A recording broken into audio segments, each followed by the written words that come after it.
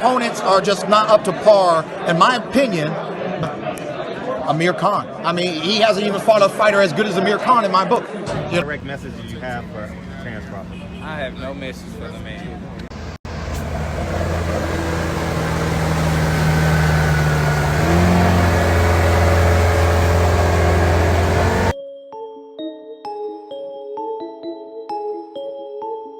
What's going on, you guys? So I'm sure many of you heard by now, and if you don't know, now you know. Errol Spence Jr.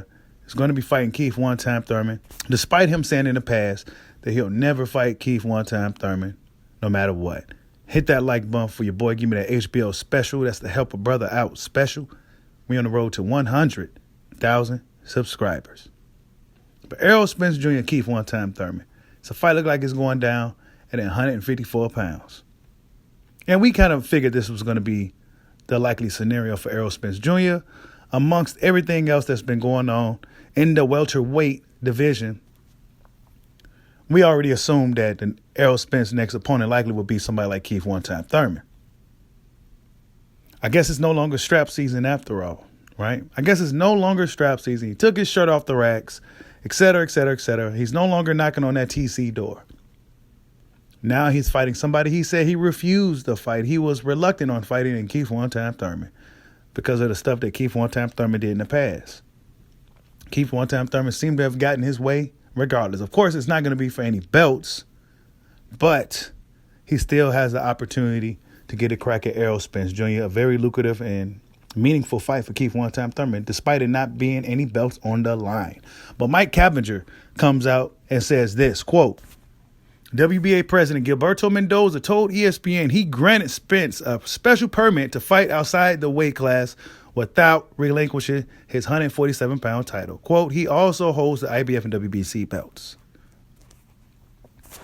Then it says, Spence will have 60 days from the fight, Mendoza said, to close a deal for a long-awaited undisputed welterweight championship bout with Terrence Crawford. If not, Spence must defend his 147-pound title against the winner of the fight between Virgil Ortiz and Amante Stanionis. End quote. This is according to Mike Cavinger. Now, do we believe Mike Cavinger? I don't know. He gave us a lot of bad information during the Spence-Crawford negotiations. Take it with a grain of salt, right? But this is a likely scenario for Errol Spence Jr. Keith one-time Thurman. I mean, but look at it. Amante Stanionis had to pull out of his fight in April, whatever it was, against Virgil Ortiz. So now that's pushed back. WBA magically steps in and says Spence won't lose his belt if he goes up. So it seemed like a lot of this stuff I don't know if it's just a coincidence. I don't know if it's just convenience. I don't know if it's a conspiracy. But strange enough, Virgil Ortiz's opponent, Amante Stanionis, the regular WBA champion, is out of the loop for right now. And now all of a sudden they get Spence granted permission to move up, despite him being on a red line with sanctioned bodies like the WBA and IBF. Now, what does this leave guys like John Boots Ennis, who is supposed to be next in line to fight Spence? I mean, he hasn't defended that IBF belt as far as the mandatory is concerned since Carlos Ocampos about damn near 5 years ago. John Boots Ennis looked like he's going to have to wait even longer for his potential fight with Errol Spence Jr. or Terrence Crawford. I mean, they said after the fight with Thurman, Spence has 60 days. So basically, they're already saying that Spence won the fight. They're already telling you that Errol Spence already won the fight. So after that, then they're going to have 60 days to make a fight with Crawford. Now, will this pertain to Thurman as well if he somehow magically beats Errol Spence Jr., right?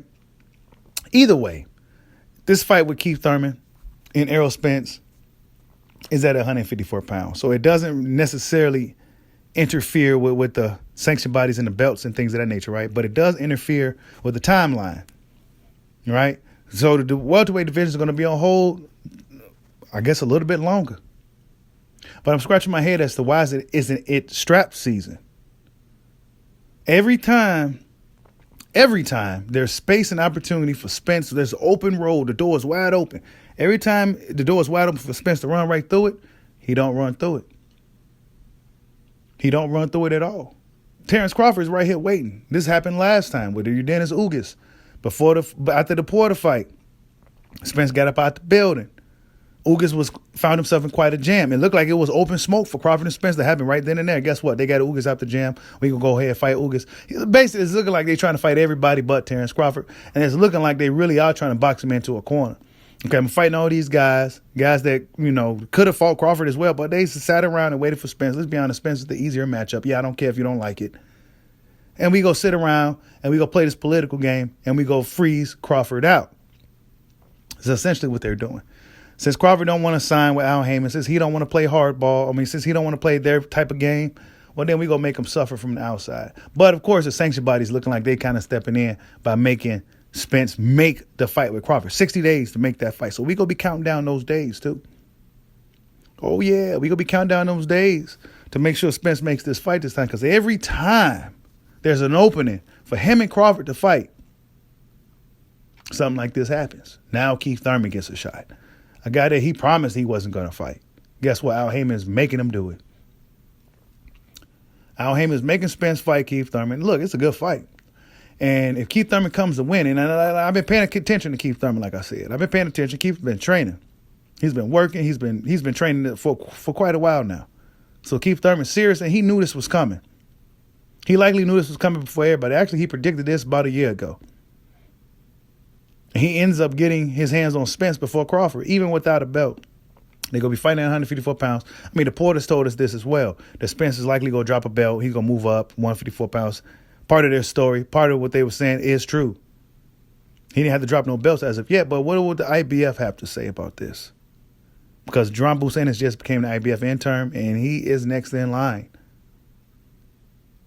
It seemed like WBA, WBC takes precedence over the IBF, in my opinion. That's what it looks like. Well, no matter what they say, it goes for them. Right? IBF, oh, no, you got to take a back seat. Boots and you got to take a back seat, too, because we tell the IBF to take that back seat. But at 154 pounds, both guys should be a lot fresher. Both guys should be a lot stronger. Both guys been at welterweight for a long, long time. And about time they moved up in weight. And strange enough, they're not fighting real 154 pounds. They're fighting welterweights. He's essentially fighting a welterweight at a different weight class. So if Keith Thurman magically goes up there and whoops on Spence, and then Spence still, it just wouldn't even, the fighter still loses luster. Even if it wasn't for no belts, right, like they say it is, it's not for no belts or anything.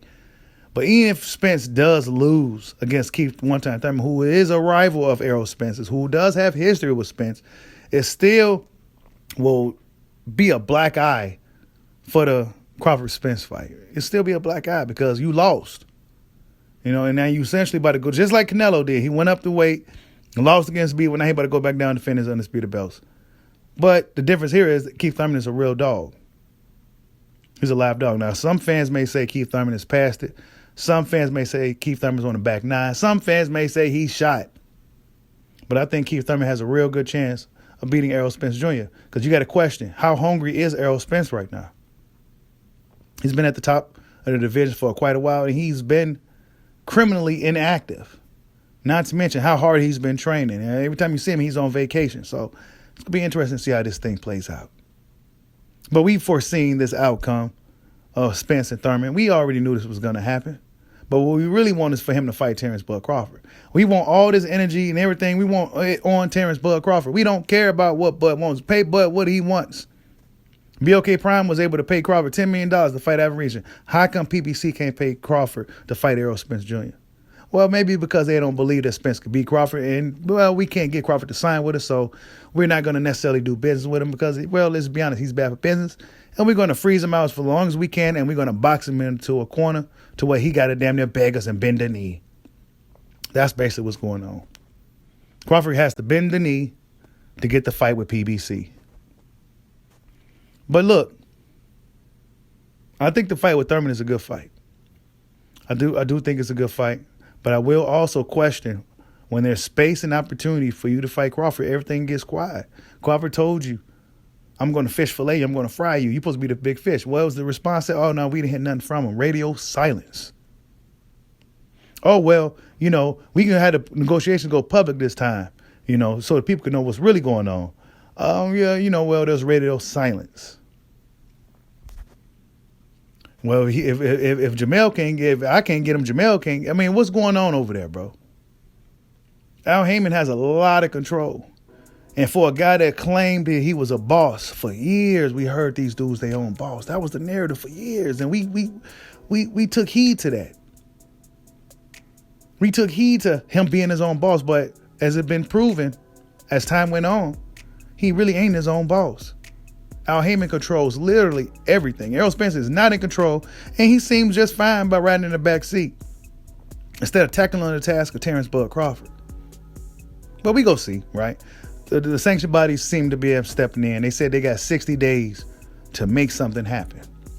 John Boots Ennis, he will have to wait a little bit longer because the fight with Crawford to the boxing world is a little bit more important than John Boots Ennis getting his first world title. I'm sorry, it sounded bogus, it sounded messed up, but that's just the reality of it.